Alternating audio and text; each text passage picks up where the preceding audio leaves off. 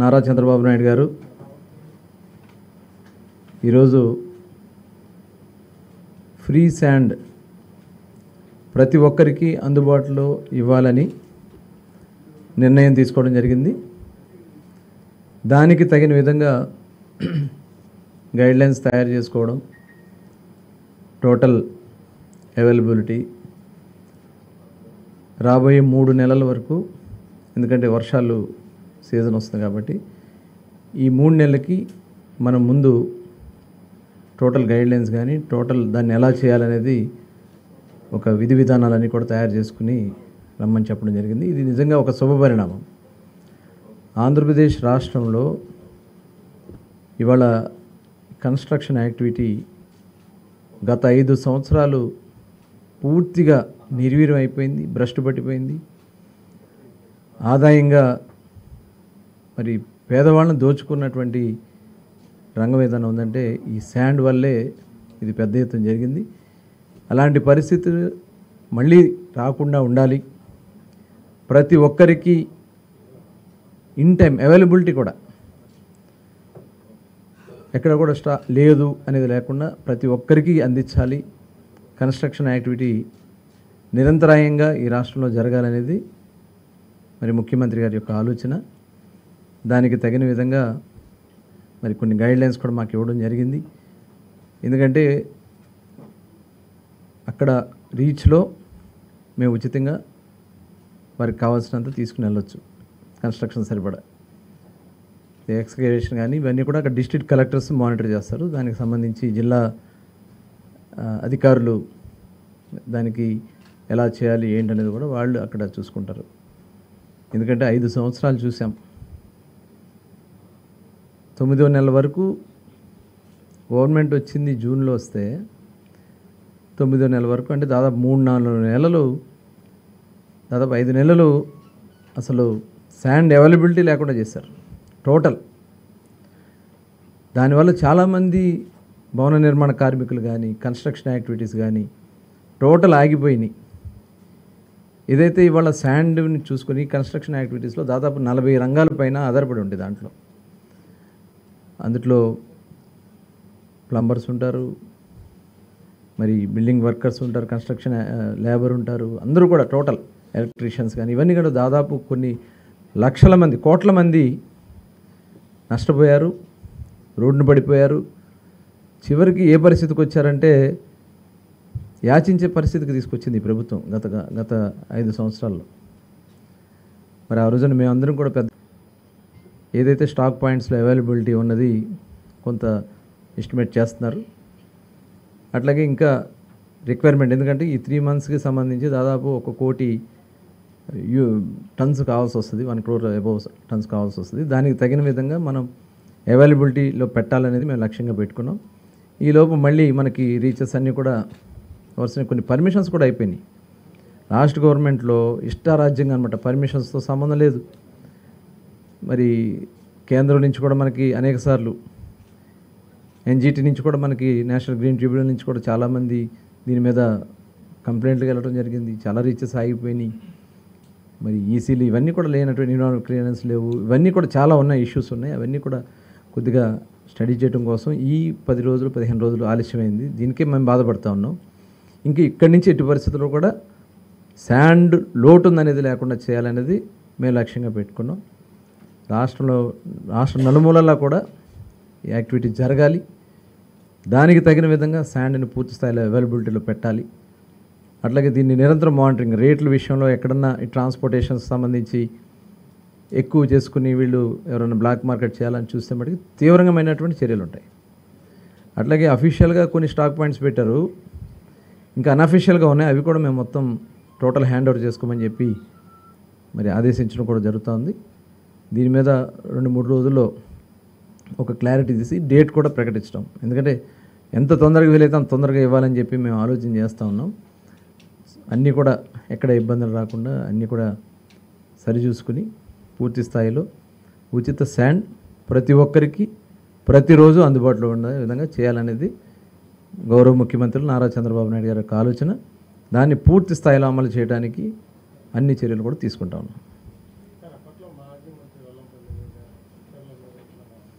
ఉన్నాయి. అందుకని ఇంకా నేను డీప్గా వెళ్ళడం కాదు. యాక్చువల్గా మేము ప్రజలకి ఫ్రీ శాండ్, ఎందుకంటే చంద్రబాబు నాయుడు గారు ఎన్నికల సమయంలో హామీ ఇచ్చారు. గతంలో మేము 2014లో ఏదైతే 19 మధ్యలో ఫ్రీ శాండ్ పాలసీని తీసుకొచ్చింది మొట్టమొదటి రాష్ట్రం ఆంధ్రప్రదేశ్ రాష్ట్రం. ఆ రోజు చంద్రబాబు నాయుడు గారు ఫస్ట్ డ్వాక్రాస్కి ఇచ్చి తర్వాత దాన్ని వాళ్ళు కూడా బెనిఫిట్ పొందాలని చేయడం జరిగింది. తర్వాత పూర్తిగా ఫ్రీగా ఇచ్చేసాం. ఇవాళ వాళ్ళు వచ్చిన తర్వాత దాన్ని ఆదాయంగా చేసుకోవాలని ప్రయత్నం చేశారు. ఇవాళ అలాంటి పరిస్థితి రాకుండా ఏదైతే ఇందులో చాలామంది గతంలో ఉన్నారో అవన్నీ కూడా బయటికి వస్తూ ఉన్నాయి.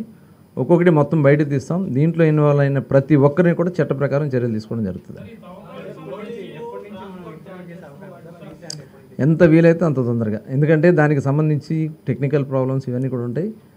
తర్వాత ముందు రీచెస్లో ఉన్నాయని కూడా మరొకసారి మరీ క్యాలిక్యులేట్ చేసుకోమంటున్నాం. దానికి తగ్గగా మిగతాది ఎక్కడి నుంచి మనం అక్యుములేట్ చేసుకోవాలనేది కూడా మేము ప్లాన్ చేసుకుంటాం.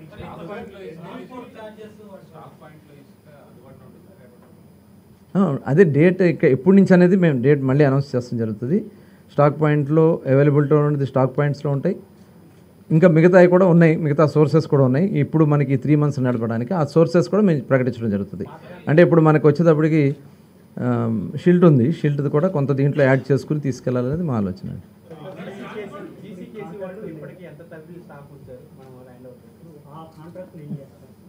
అది ఇవన్నీ కూడా దీని మీద ఇంకా డెప్త్కి వెళ్ళాలి, చాలా డెప్త్కి వెళ్ళాలి. దీంట్లో చాలామంది అదే దానికి టెక్నికల్గా అదే చెప్పే కదా, టెక్నికల్ ఇష్యూస్ అన్ని కూడా కరెక్ట్ చేసుకుని అతి త్వరలోనే ఇస్తాం. అది ఎక్కువ రోజులు కూడా కాదు, టెక్నికల్గా ఎక్కడ ప్రాబ్లం రాకుండా చేయాలనేది ఆలోచన.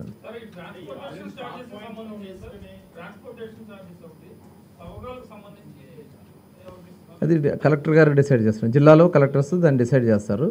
ఎందుకంటే అక్కడ ఎక్స్కవేషన్ ఉంటుంది కదా, ఎక్స్కవేషన్ కానీ అక్కడి నుంచి స్టాక్ పాయింట్కి కానీ తీసుకురావాల్సింది కానీ, అట్లాగే బోట్మెన్ సొసైటీస్ ఉంటాయి. బోట్మెన్ సొసైటీస్ వాళ్ళు ఎందుకంటే దూరాల నుంచి తేవాల్సినవి ఉంటాయి, అవన్నీ ఉంటాయి. కాబట్టి వాళ్ళు అవన్నీ చేసుకుని జిల్లా కలెక్టర్ దానికి అక్కడ అంటే మనం ఇచ్చేది శాండ్ ఫ్రీ, వాళ్ళ లేబర్ అక్కడ ఉంటుంది కదా దాన్ని లిఫ్ట్ చేయాల్సినవి అన్నాడు, దాన్ని ఎక్స్ట్రా వాళ్ళు అక్కడ కలెక్టర్స్ డిసైడ్ చేస్తారు.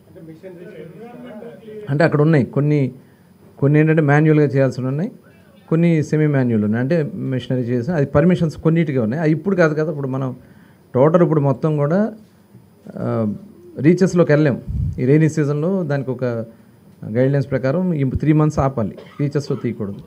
కాబట్టి 3 months రీచెస్లోంచి తీయం. స్టాక్ పాయింట్స్ కొంత ఏదైనా మనకి ఏదైతే ఇప్పుడు షీల్డ్ ఉంటుందో ఆ షీల్డ్ తీస్తాం. అవి బోట్మెన్ క్లబ్స్ సొసైటీస్ వాళ్ళు చేస్తారు. అదే మాకు కొంతప్పుడు వరకు వాళ్ళు ఏదో చెప్తా ఉన్నారు, కరెక్ట్గా ఒకసారి కరెక్ట్ చేయమని చెప్పాం. వాళ్ళు అంటూ 40 లక్షలు ఏదో 30 లక్షల మధ్యలో ఉంటున్నారు. అది ఒకసారి కరెక్ట్ చేసుకుని ఆ అవైలబిలిటీతో పాటు ఇది కూడా తీసుకుని మొత్తం మనకు కావాల్సింది 1 crore అండి. రాబోయే 3 నెలల్లో 1 crore శాండ్ అవైలబిలిటీ ఉంచాలనేది రాష్ట్ర ప్రభుత్వం నిర్ణయం.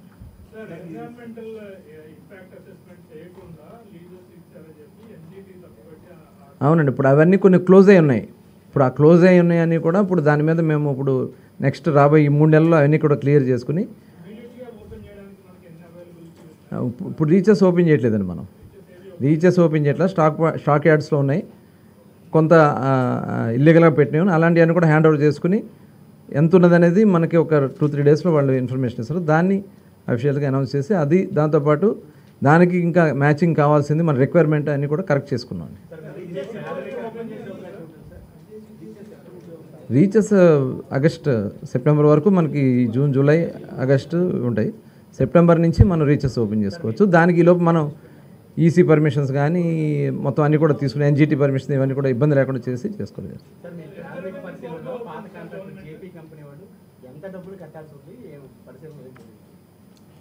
అంటే ఉన్నది అదే ఇంకా డెప్త్కి వెళ్ళాలి. అయితే మనకు ప్రాథమికంగా ఉన్నది దాదాపు 700 కోట్ల పైనే వాళ్ళు ప్రభుత్వానికి కట్టాల్సింది ఉందనేది ఒక అంచనా. అది ఇంకా పూర్తిగా డెప్త్కి వెళ్ళాలి, పూర్తిగా డెప్త్కి తీసుకెళ్ళి ఇచ్చారు. అదే చూద్దాం, ఎందుకని అన్నా కదా ఈ డెప్త్కి వెళ్ళి చూడాల్సినటువంటి సందర్భాలని. ఇది తర్వాత మళ్ళీ ఇంకెవరో వచ్చారు టర్న్కి అని, ఇంకా వేరే మధ్యలో చాలా కంపెనీస్ వచ్చినాయి అని కూడా అంటున్నారు. అందుకని డీటెయిల్డ్గా దాని మీద ఎంక్వైరీ చేయాల్సింది ఉంది. మొన్నటి వరకు కూడా అవన్నీ కూడా రికార్డ్స్ అన్నీ కూడా హ్యాండ్ ఓవర్ చేసుకున్నారు. దీని మీద సీఎం గారి ఆదేశాల ప్రకారం పూర్తి స్థాయి విచారణ చేసి దీంట్లో ఎవరెవరైతే ఇన్వాల్వ్ ఉన్నారో అవన్నీ కూడా చేసుకుంది. ఎందుకంటే బ్యాంక్ గ్యారెంటీలు ఇవన్నీ కూడా గతంలో ఇచ్చున్నాయి, ఏ రకంగా ఇచ్చారు అదే వాళ్ళు ఇష్టం వచ్చినట్టు చేస్తారు. అవన్నీ కూడా ఒకసారి కరెక్ట్ చేయాల్సింది ఉంది. ఇవన్నీ కరెక్ట్ చేయాలంటే టైం పడుతుంది. యాక్చువల్గా మేము అన్నీ కూడా కరెక్ట్ చేసుకుని వెళ్దాం అనుకున్నాం, కానీ అవన్నీ చేయడానికి టైం పడుతుంది. కాబట్టి ఇమీడియట్గా శాండ్ అనేది అందుబాటులో తీసుకురావాలని ఇమీడియట్గా నిర్ణయం తీసుకుని ఈరోజు ఉంటాయి, అన్నీ ఉంటాయి కదా.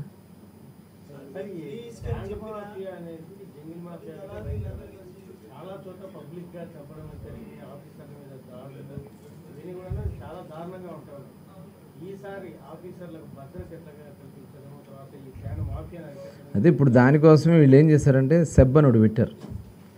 ఆ సెబ్ అనేది అది దేవుడికి తెలియాలి. ఆ సెబ్ అంతా కూడా ఎందుకు పెట్టారో తెలీదు, ఏం చేశారో తెలీదు. ఆ సెబ్ని కూడా ఒకసారి కరెక్ట్ చేసుకోవాలి. ఎక్సైజ్ డిపార్ట్మెంట్ తీసుకొచ్చి పోలీస్ నుంచి కొంతమందిని పెట్టి ఇట్లా ఏదో పెట్టారు, కానీ ఎక్కడ కూడా ఎన్ఫోర్స్మెంట్ జరగలేదు. ఎన్ఫోర్స్మెంట్ పూర్తి స్థాయిలో కూడా చేయాల్సిన ఉంది. ఫేజ్ వైజ్గా చేస్తాం, దాన్ని కూడా కరెక్ట్ చేసుకోవాలి. రాష్ట్రంలో మొత్తం అస్తవ్యస్తం చేశారండి, వ్యవస్థనంతా కూడా అస్తవ్యస్తం చేశారు.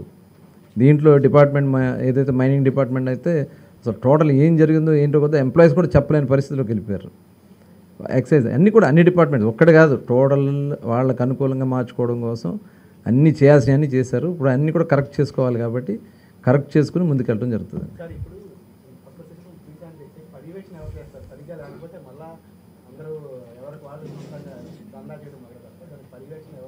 పర్యవేక్షణ జిల్లా కలెక్టర్ గారు ఆధ్వర్యంలో అక్కడ మొత్తం మానిటర్ చేస్తారండి. అక్కడ డిపార్ట్మెంట్ ఎస్పీ గారు, కలెక్టర్ గారు వీళ్ళందరూ ఉంటారు. కాబట్టి జిల్లా కలెక్టర్ గారు ఆధ్వర్యంలో జిల్లాల్లో మొత్తం ఇది మానిటరింగ్ జరుగుతుంది.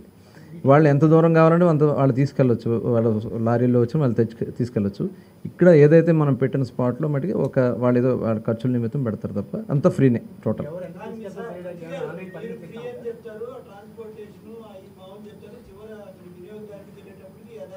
దానికి అన్ని రేట్లు కూడా ఇప్పుడు దానికి ఇప్పుడు ఇక్కడి నుంచి విశాఖపట్నంలో ఎన్ని కిలోమీటర్లు లెక్క ఉంది కదా మనకి.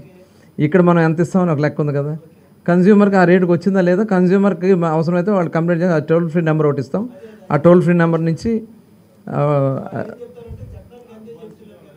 ఎవరైనా కంప్లైంట్ చేస్తే ఇమీడియట్గా వాళ్ళ మీద అయితే ఇప్పుడు దానికి కూడా మేము ఏం చేస్తామంటే ట్రాన్స్పోర్టేషన్కి కూడా వాళ్ళని ఐడెంటిఫై చేసి ఆ లారీస్ మాత్రమే దీంట్లో పాల్గొనేలా కూడా చేయడం జరుగుతుంది. వాళ్ళు ఎవరైనా చేస్తే వాళ్ళ మీద ఇమీడియట్గా లారీ ఓనర్స్ మీద కూడా యాక్షన్ తీసుకుంటారు. పర్మిట్స్ ఆన్లైన్ అంటే ఇప్పుడు చేయలేం కాబట్టి త్వరలో చేస్తాం. ఇప్పుడు వరకు అయితే మాన్యువల్గానే చేస్తాం జరుగుతుంది.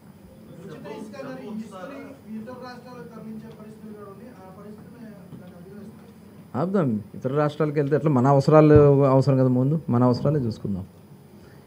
చాలా కన్స్ట్రక్షన్ యాక్టివిటీ టోటల్ అయిపోయిందండి. టోటల్ ఈ 5 సంవత్సరాలు భ్రష్టు పడిపోయింది. ఇవాళ మళ్ళీ దాన్ని రంగాన్ని నిలబెట్టాలి. మళ్ళీ గవర్నమెంట్ వర్క్స్ చాలా అయిపోయినాయి. అమరావతి లేకపోతే అన్ని జిల్లాల్లో కూడా కన్స్ట్రక్షన్ యాక్టివిటీస్ జరగాలి. దానికి తగిన విధంగా పూర్తి స్థాయిలో అందుబాటులో తీసుకొస్తాం.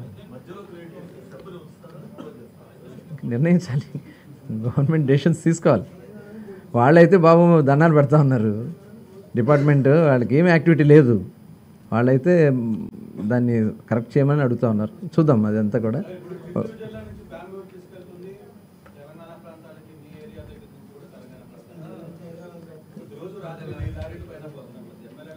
చేద్దాం. ఇప్పుడు అందుకనే రేపు మీటింగ్ ఉంది.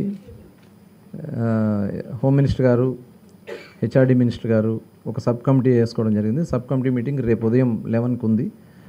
దాంట్లో టోటల్ అదేంటంటే టోటల్ శాండ్ కానీ, మైన్ కానీ, గంజాయి కానీ టోటల్ అన్నీ కూడా ఉన్నాయి దాంట్లో. సెబ్కి సంబంధించి తీసుకోవాల్సింది ఇవన్నీ కూడా దాంట్లో రేపు నిర్ణయిస్తాం జరుగుతుందండి. అవన్నీ డీప్గా వెళ్దాం.